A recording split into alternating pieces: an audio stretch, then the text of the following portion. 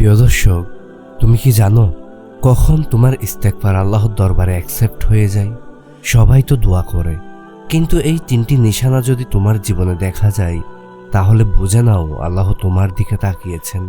1 number, হৃদয়ের ভেতরে অদ্ভুত নরম ভাব। হঠাৎ করে তুমি নিজের ভুলগুলো তীক্ষ্ণভাবে বুঝতে পারছো।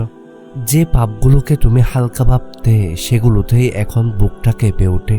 এটা আল্লাহর রহমত, কারণ কোরআনে আছে আল্লাহ যাকে চান তার বুকে ইসলামকে প্রশস্ত করে দেন।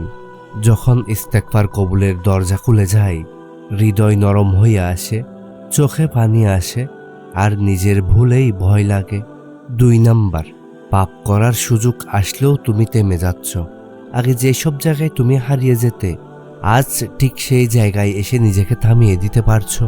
এটা তোমার কাজ না, এটা আল্লাহর পক্ষ থেকে প্রোটেকশন। হাদিসে রাসূল সাল্লাল্লাহু আলাইহি ওয়াসাল্লাম বলেছেন, যে আল্লাহর কাছে ক্ষমা চায় আল্লাহ তাকে পাপ থেকে দূরে রাখেন। তুমি থেমে যাচ্ছ মানে তোমার ইস্তেগফার আকাশে উঠছে। 3 নাম্বার, জীবনে ছোট ছোট সহজিয়া আসতে শুরু করে।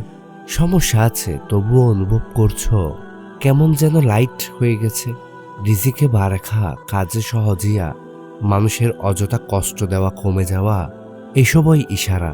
কোরআনে আল্লাহ প্রতিশ্রুতি দিয়েছেন, যে ইস্তেগফার করে আল্লাহ তার কাজে সহজতা করে দেন। তোমার জীবনের পথটা যখন একটু একটু করে খুলতে শুরু করে, বুঝে নাও দোয়া কবুলের দরজা খুলে গেছে। তাই থেমে যেও না, আজ রাতেই একটু বেশি ইস্তেগফার করো, হয়তো তোমার নামই আজ অ্যাকসেপ্টেড লিস্টে চলে যাবে।